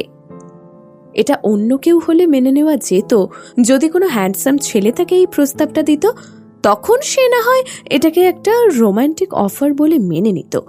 কিন্তু এখানে ব্যাপারটা কোনো হ্যান্ডসাম ছেলে নয়, স্বয়ং বিশাল আচার্য নিজে এই প্রস্তাব তাকে দিয়েছে। যদি রূপের দিক থেকেই বিচার করা হয় তাহলে জয়িতা নিজেকে ঠিক ওই ফেলনা মনে করতে পারবে না।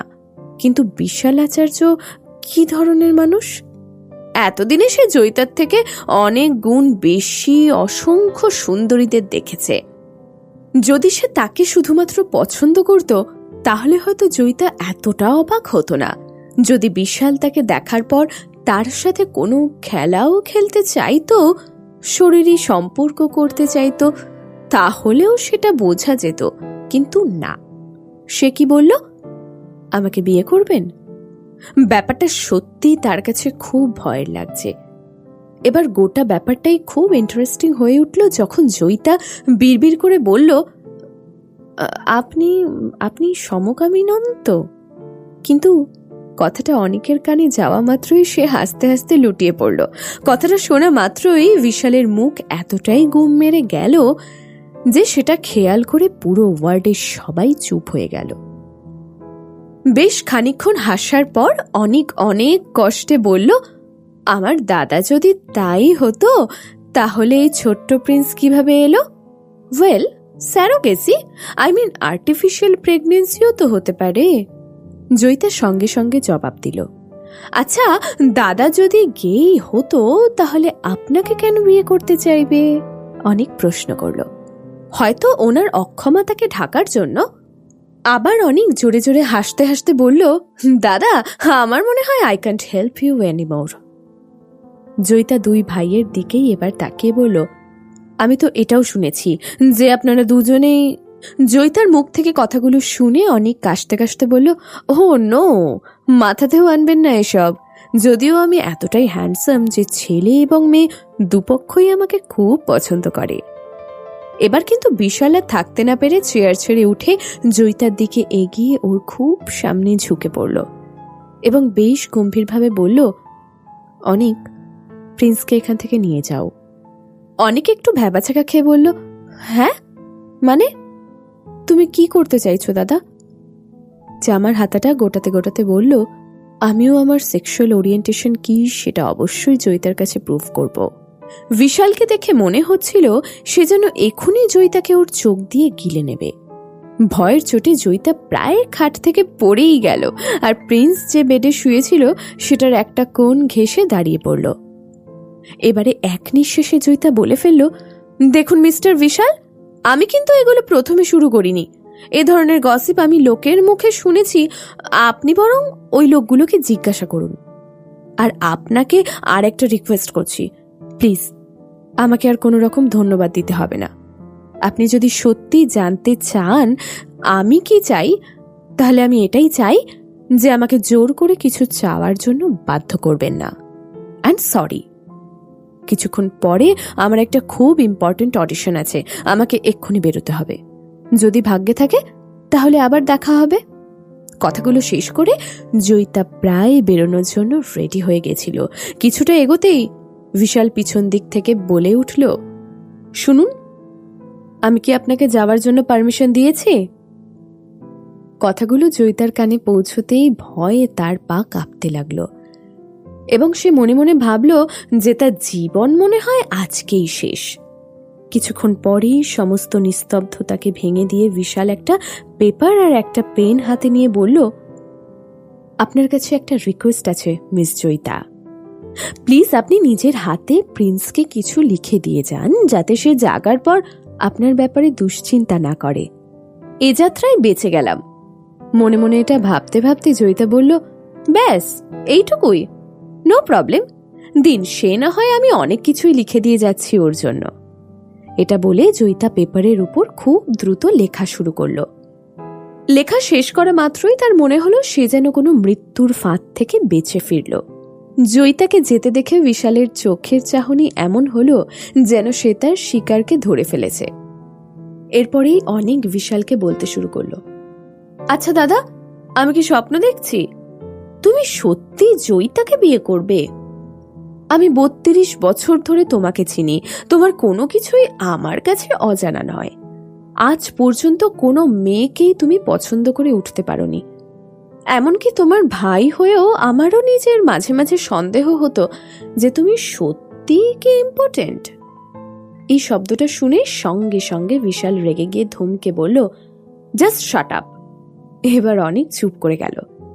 তার আরো কিছু জিজ্ঞাসা করার ইচ্ছে ছিল, কিন্তু সে বুঝতে পারল এরপর বেশি কিউরিয়াসিটি দেখালে দাদা হয়তো তাকে মেরেই ফেলবে। অফিস টাইম থাকায় রাস্তায় ট্রাফিকের অবস্থা খুব খারাপ ছিল।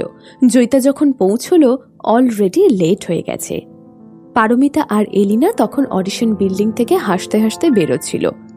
ওদেরকে চতুর্দিক থেকে ঘিরে অনেকে কংগ্রাচুলেশন জানাচ্ছিল। জয়িতাকে পারমিতা দূর থেকে দেখলো, ঘেমে নিয়ে সে প্রায় ছুটতে ছুটতে অডিশন বিল্ডিং এর দিকে যাচ্ছিল।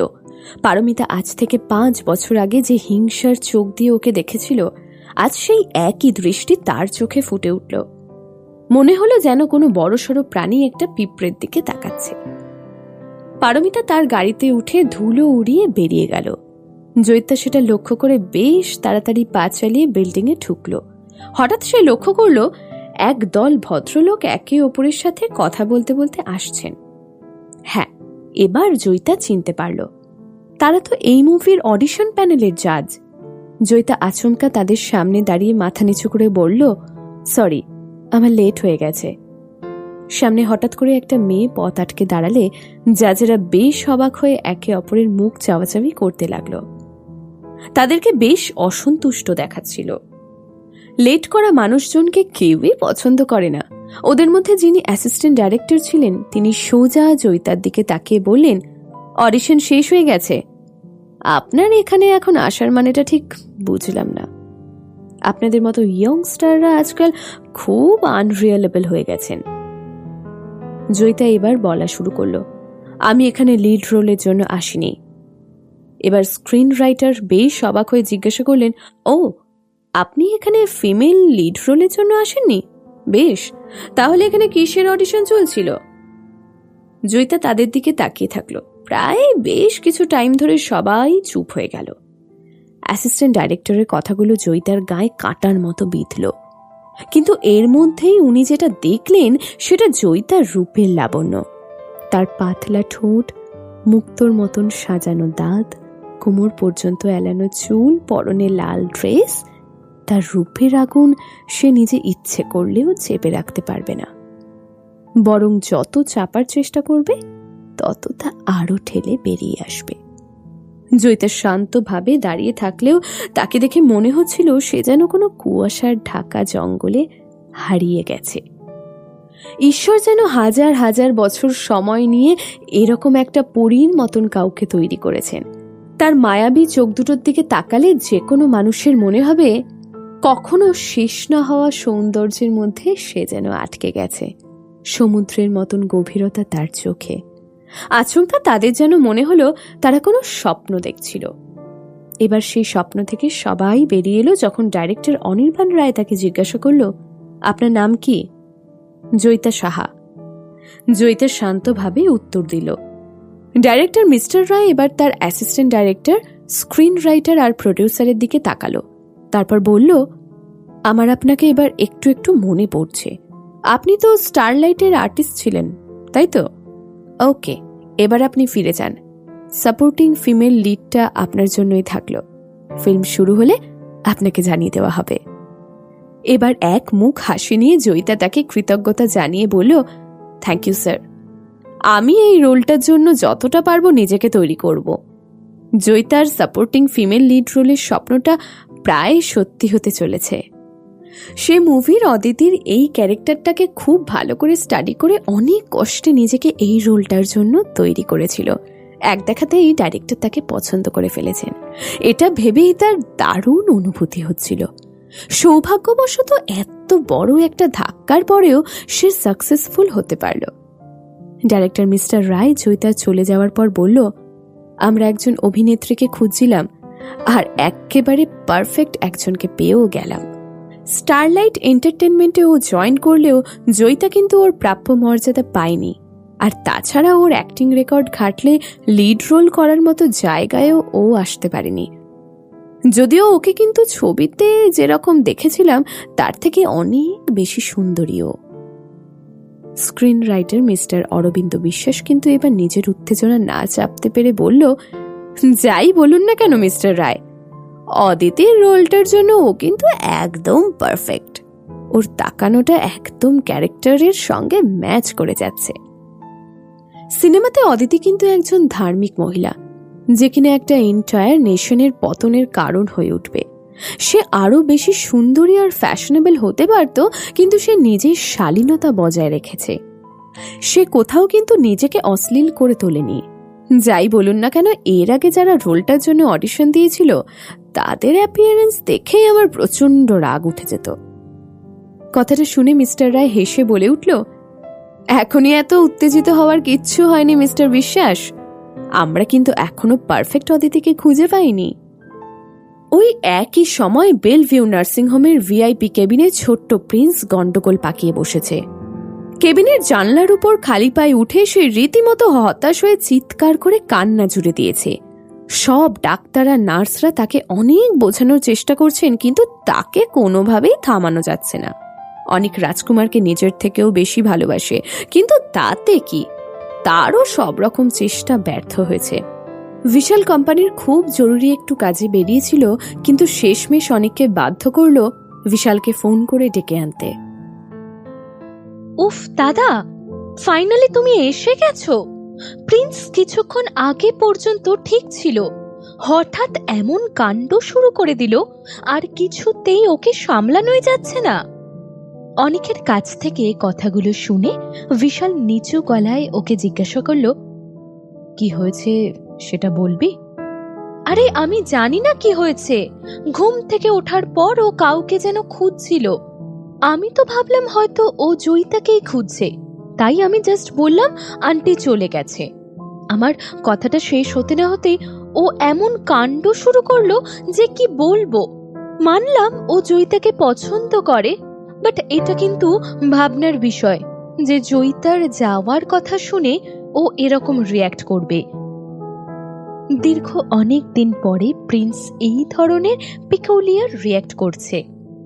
সব শুনে বিশাল তার ছেলের দিকে এগিয়ে গেল।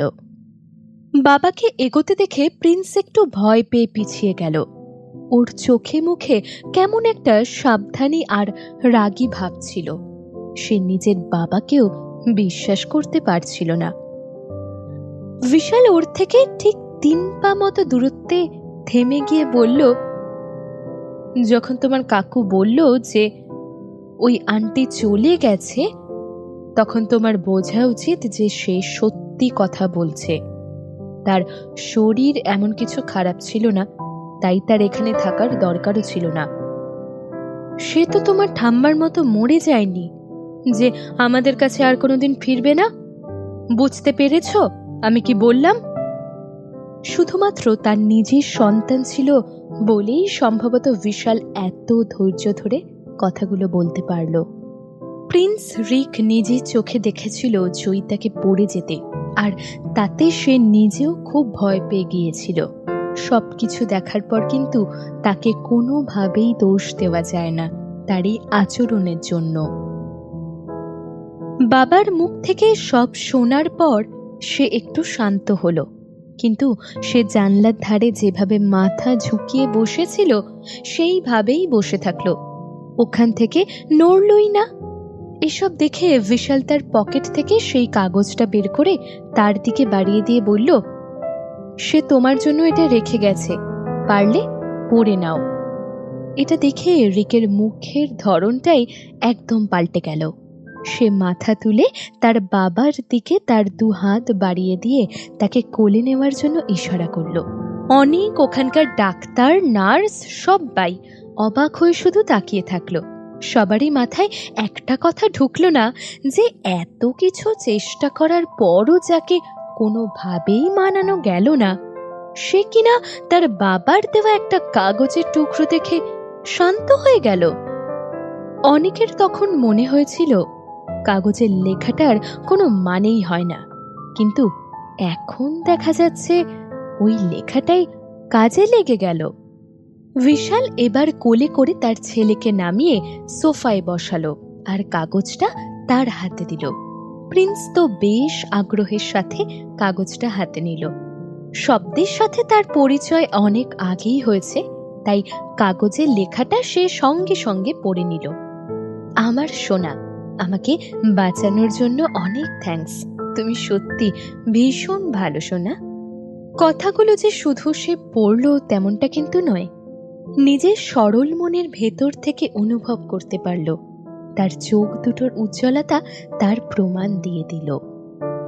তার চিবুক চকচক করতে থাকলো, এমনকি যে এতক্ষণ তার মুখ বন্ধ করে রেখেছিল নিজের অজান্তেই তার মুখ কিছু বলার জন্য ব্যস্ত হয়ে গেল। তার বিহেভিয়ারে একটা সুন্দর পরিবর্তন চলে এলো। অনেক যেন ভূত দেখল। সে বলে উঠল, এ কি দেখছি আমি? আমাদের প্রিন্স হাসছে? আমার তো নিজেরই মনে নেই আমি ওকে লাস্ট কবে হাসতে দেখেছিলাম। জয়িতা এক্স্যাক্টলি কি লিখেছে? অনেক একটু উকি মেরে দেখার চেষ্টা করলো যে কি লেখা আছে ওই কাগজটায়, কিন্তু রিক খুব দামি সম্পত্তির মতন কাগজটা বন্ধ করে দিল। যদিও বা অনেকের তীক্ষ্ণ নজর লেখাটা পড়ে ফেলেছিল, সে দেখল সেরকম কিছুই লেখা নেই, সামান্য কয়েকটা শব্দ। এটা পড়ে প্রিন্স শান্ত হয়ে গেল। সত্যি জয়িতার জবাব নেই। বিশাল চুপ করে তার ছেলের দিকে একভাবে তাকিয়েছিল। রিক একটু ঠিক হওয়ার পর বিশাল তাকে বাড়ি নিয়ে এলো। ছেলেকে সময় দিতে হবে এটা ভেবে সে কয়েকদিনের জন্য কোম্পানির যাবতীয় কাজ থেকে ছুটি নিল। আজ রাতের বেলা প্ল্যাটিনাম ভিলায় ডাইনিং ঘরটার পরিবেশ বেশ শান্ত। বিশাল আর তার ছেলে রিক একে অপরের মুখোমুখি ডিনার করতে বসেছে। খেয়ে নাও রিক। রিক কথাটা কানেই তুলল না। আমি কিন্তু শেষবারের মতন বলছি তোমায়, খেয়ে নাও। প্রিন্স তখনও কথার উত্তর দিল না এবং শুনলও না। বিশাল বেশ জোর গলায় বলে উঠল, তুমি কি ভেবেছ তুমি না খেয়ে আমাকে ব্ল্যাকমেল করবে? রিকের কান অবধি কিন্তু কথাগুলো পৌঁছল না। সে যেন ধ্যানে ডুবে যাওয়া সন্ন্যাসীর মতন ভান করছে। এই জগতের সাথে যেন তার কোনো সম্পর্কই নেই। এভাবে 1 ঘন্টা কেটে গেল।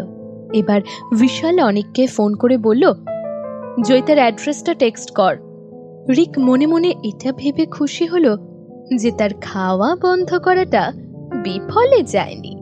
অনেক কোনো রকম দেরি না করে জয়িতার ঠিকানাটা বিশালকে টেক্সট করে দিল। তার সাথে মজাদার অনেক কিছুই লিখে পাঠালো, কিন্তু বিশাল ব্যাপারটাকে ইগনোর করে গেল। এবার বিশাল আর একটাও কথা বলল না, চুপচাপ জ্যাকেট আর গাড়ির চাবি নিয়ে বেরোনোর জন্য রেডি হলো। তার পেছনে পেছনে রিকও বাইরে গিয়ে দাঁড়ালো। বিশাল রিককে তার সামনে দাঁড়িয়ে থাকতে দেখে ওকে কোলে তুলে নিয়ে বলল, এরকম যেন আর না হয়, কেমন? বাড়ি ফেরার পর জয়িতা আগে অঘোরে ঘুমালো, কারণ সে প্রচন্ড ক্লান্ত ছিল। ঘুম যখন ভাঙল তখন সন্ধে হয়ে গেছে। সে চটপট রেডি হয়ে সুপার মার্কেটে গিয়ে রাতের ডিনারের জন্য চিকেন নিয়ে নিল। আজ সে তার জীবনের প্রথম যুদ্ধ জয় করার সেলিব্রেশন করবে একা একা। যদিও একা একা চিকেন রান্না করে খাওয়াটা বোরিং লাগে, তবুও সত্যি কথা বলতে জয়িতা কিন্তু বেশিরভাগ সময়ই যখন একা ফিল করত, চিকেন এনে রান্না করে খেত। হঠাৎ তার সদর দরজায় টোকা পড়ল। জয়িতা মনে মনে ভাবল, এই সময় তার সাথে দেখা করতে আবার কে এলো? জয়িতা বেশ ভয় ভয় দরজাটা খোলার পর ভূত দেখার মতন আটকে উঠল। বিশাল বাইরে দাঁড়িয়ে আছে, পরনে অফ হোয়াইট জামা, তার উপর কালো কোট, কোলে ছোট্ট প্রিন্স, তার হাতে চকলেটের জাম্বো প্যাকেট। জয়িতা কিছুই বুঝে উঠতে পারল না, কি অদ্ভুত ব্যাপার রে বাবা। একটু সামলে নিয়ে সে বলল, মিস্টার আচার্য, মানে আপনি এই সময় কোনো আর্জেন্ট কিছু ছিল? বিশাল শুধু একটাই উত্তর দিল, না তেমন কিছু না, just formal visit. Formal visit? জয়িতার সব কেমন গুলিয়ে গেল। এত রাতে রাজকুমারকে নিয়ে শুধু ফর্মাল ভিজিট? তার তো এমন কিছু ঘটেনি, সে তো ঠিকই আছে। আর দেরি না করে এবার জয়িতা বলল, ইস, আপনাদেরকে বাইরে দাঁড় করিয়ে রেখেছি, প্লিজ ভেতরে আসুন। জয়িতার মাথায় কিছুই ঢুকছিল না। সে তাড়াহুড়ো করে বিছানার ওপর রাখা জামা কাপড়গুলো গুছোতে লাগলো। ছড়িয়ে ছিটিয়ে রাখা খালি প্যাকেট, কাগজের টুকরো, এসব সমস্ত এক জায়গায় করে ডাস্টবিনে ফেলে দিল। আপনারা কিছু খাবেন? চা বা কফি? ও কি খাবে, দুধ নাকি জুস? জয়িতা নিজেকে কাজের মধ্যে ব্যস্ত রাখার অছিলায় শুধু এটাই বোঝার চেষ্টা করছিল যে বিশালের এখানে আসার কারণটা কি। জয়িতার প্রশ্নের উত্তরে বেশ গম্ভীরভাবে বিশাল বলল, হ্যাঁ চলতে পারে, আমার কফি আর ওর জন্য দুধ। কিছুক্ষণের মধ্যেই জয়িতা বিশালের জন্য কফি আর প্রিন্সের জন্য 1 গ্লাস গরম দুধ নিয়ে এলো। একটা ছোট সোফার উপর বিশাল রিককে নিয়ে বেশ কষ্টে সৃষ্টে বসে রইল। বাবা আর ছেলেকে শুধু একই রকম দেখতে সেটা নয়, বর্তমানে তাদের মুখের এক্সপ্রেশনটাও একই রকম ছিল। এরকম একটা আনইউজুয়াল অবস্থা তৈরি হওয়ার পরে নিস্তব্ধতা যেন ঘরটাকে গ্রাস করছিল। জয়িতার মনে একটাই প্রশ্ন ছিল যে বাবা আর ছেলে এখানে কি করতে এসেছে। প্রেসারে সিটি পড়ার আওয়াজে সেই নিস্তব্ধতা ভাঙল। জয়িতা ভদ্রতার খাতিরে জিজ্ঞাসা করল, আপনারা তাহলে আজ ডিনার করে যাবেন? আমি কিন্তু চিকেন রান্না করছি। বিশাল বলল, হ্যাঁ অবশ্যই। রিকু তার সাথে মাথা নাড়িয়ে একমত হলো। এবার কিন্তু জয়িতা আরো বেশি চাপে পড়ে গেল, কারণ সে ভদ্রতার খাতিরে জিজ্ঞাসা করেছিল, কিন্তু এটা আশা করেনি যে তারা রাজি হয়ে যাবে। জয়িতা ভাবতে লাগলো, একজন এত বড় ইন্ডাস্ট্রিয়ালিস্ট আর তার আদরের ছেলে, এদের খাবার দাবারের ব্যাপারটাই অন্যরকম। তার মতন এরকম একটা মিডল ক্লাস ঘরে এরা দুজন ডিনার করবে, সেটা ভাবতে জয়িতা যেন কেমন লাগছিল। মনে মনে তার নিজেকে খুব ছোট লাগছিল, কিন্তু একবার যখন সে তার মুখ থেকে বলেই দিয়েছে, তখন তো সে আর নিজের কথা ফেরত নিতে পারে না। তাই সে টেবিলে 3 জনের জন্য খাবার সার্ভ করলো। একটু ভয় ভয় জিজ্ঞাসা করলো, আমি যে চিকেন রান্না করেছি সেটা কিন্তু একটু স্পাইসি, চলবে তো? বিশাল বলল, হ্যাঁ হ্যাঁ, কোনো অসুবিধা নেই। সাথে রিকও মাথা নাড়ল। জয়িতা আর কোনো কথা না বাড়িয়ে খাবার সার্ভ করতে লাগলো। বিশাল খুব একটা খেলো না, সে সময় পেলে বাড়ির রান্না নিজেই করে নেয়। অন্যদিকে রিকের কিন্তু এই মশলা দেওয়া রান্না খুব পছন্দ হলো। ঝালে তার চোখ লাল হয়ে যাওয়ার পরেও সে চেটে পুটে খেতে লাগলো। জয়িতা এবার বিশালের দিকে তাকিয়ে জিজ্ঞাসা করলো, আচ্ছা, বাচ্চাদের বোধহয় বেশি মশলা দেওয়া খাবার খাওয়ানো উচিত নয়, তাই না? সে মনে মনে এটাই ভয় পাচ্ছিল যে এই খাবার খেয়ে প্রিন্সের যদি পেট খারাপ করে, তাহলে কিন্তু তার নিজের আর কিচ্ছু করা থাকবে না। মাঝে মাঝে খেলে কিছু হয় না, বিশাল ঠান্ডা ভাবে বলল। এরপর জয়িতার আর কিছু বলার থাকলো না।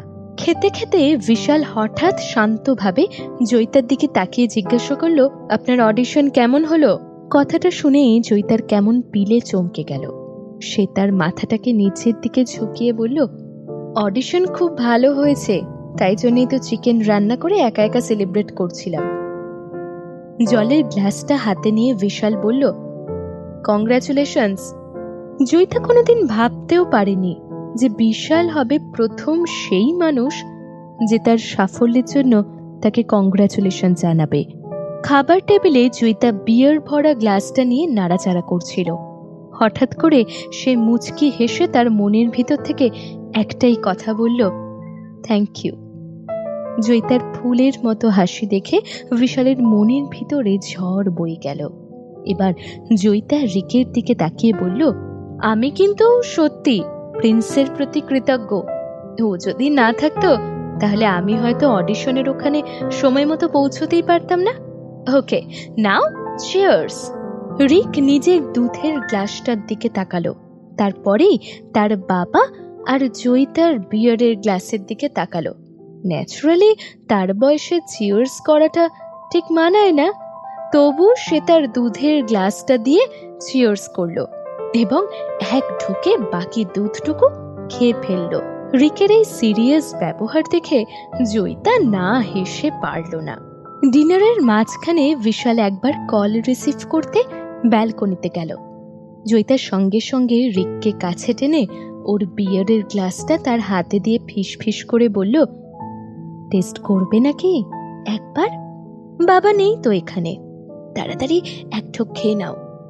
এটা শুনে রিক যেন হাতে চাঁদ পেল এবং দেরি না করে সে এক চুমুক খেয়েই নিল। টেস্টটা তেতো লাগলেও রিক কিন্তু ব্যাপারটা বেশ এনজয় করলো। বিশাল ফিরে এলে তারা দুজন এমন ভাব করলো যেন কিছুই ঘটেনি। বিশালও এমন ভাব দেখালো যে সে যেন কিছুই দেখেনি। কিন্তু ওদের দুজনকে একসাথে দেখে বিশালের চোখ মুখে অদ্ভুত এক ধরনের আনন্দ ফুটে উঠল। খুব খিদে পাওয়ায় চিকেন এবং বাকি যা ছিল সবটাই ওরা ঝটপট খেয়ে শেষ করে ফেলল। জয়িতা ভাবল, অনেক রাত হয়েছে, এবার ওদের বেরোনো উচিত। তার ভাবা শেষ হতে না হতেই আচমকা বাইরে খুব জোরে বাজ পড়ার আওয়াজ হলো। মুহূর্তের মধ্যে এলো পাথারি হাওয়া বইতে লাগলো। হাওয়াতে জানলাগুলো দুম দাম করে খুলতে আর বন্ধ হতে থাকলো। জয়িতা বলল, আমার মনে ছিল না আজ ওয়েদার ফোরকাস্টিং এ ছিল যে রাতে ঝড় আসবে। জয়িতা জানলা দিয়ে বাইরে প্রচন্ড বৃষ্টির দিকে তাকিয়ে থাকলো আর বিশাল আর রিক জয়িতার দিকে। জয়িতা ওদের দুজনের দিকে তাকিয়ে খুব সিরিয়াস ভাবে বলল, এত রাতে এরকম অবস্থায় প্রিন্সকে নিয়ে বেরোনোটা ঠিক হবে না। আপনারা চাইলে আজকে রাতটা এখানে থেকে যেতে পারেন। গতবারের মতো এবারও কিন্তু ভদ্রতার খাতিরেই প্রস্তাবটা দিলেও রেজাল্ট সেই একই হলো। এবারেও বিশাল ও তার ছেলে এক কথায় রাজি হয়ে গেল। জয়িতা এবার আরও বেশি চিন্তিত হয়ে পড়ল আর ভাবতে লাগলো, আবার এরা দুজনে রাজি হয়ে গেল, আর বিশালও বা এতটা ইজি ফিল করছে কি করে? তাহলে কি এরা দুজনেই আমার এটা বলারই অপেক্ষা করছিল? কেমন পাগল পাগল লাগতে শুরু করলো জয়িতার। তার কোম্পানির দেওয়া এই অ্যাপার্টমেন্টটা খুব একটা বড় না, একটা বেডরুম আর একটা ডাইনিং রুম, তাছাড়া থাকার কোনো জায়গাই নেই। এই অবস্থায় ওদের থাকার অ্যারেঞ্জমেন্ট করাটা সত্যি খুব সমস্যার। বেশ কিছুক্ষণ চুপ থাকার পর জয়িতা বলল, মিস্টার আচার্য, আপনি প্রিন্সকে নিয়ে আমার বেডরুমে শুয়ে পড়ুন, আমি বেডশিটটা চেঞ্জ করে দিচ্ছি। সঙ্গে সঙ্গে বিশাল বলল, না না, আমি ডাইনিং রুমের সোফায় শুয়ে পড়ছি, আপনি রিককে নিয়ে বেডরুমে শুয়ে পড়ুন। জয়িতা চুপ করে গেল, ভাবল সে নিজের গর্ত নিজেই খুঁড়ছে। সে শুধু বিখ্যাত ইন্ডাস্ট্রিয়ালিস্ট বিশাল আচার্যকে ডিনারের জন্য বলেনি, রাতে তাকে তার বাড়িতে থাকারও অফার করেছে। আজ সকালে বিশাল যে কথাটা তাকে বলেছিল, সেটা শোনার পর জয়িতা বিশালকে কোনোভাবেই তার সাথে একই ছাদের তলায় থাকার কথা বলতো না। শুধুমাত্র প্রিন্সের মুখের দিকে তাকিয়েই কিছু বলতে পারল না। সবকিছুকে ভাগ্যের ওপর ছেড়ে দিয়ে অবশেষে জয়িতা বলল, আমি দেখছি আপনাদের জন্য কোনো ড্রেসের ব্যবস্থা করা যায় কিনা। নিজের মনেই বিড়বিড় করতে করতেই জামা কাপড় খুঁজতে চলে গেল। জয়িতার গল্পের পরবর্তী অংশ জানার জন্য ডাউনলোড করুন পকেট এফএম।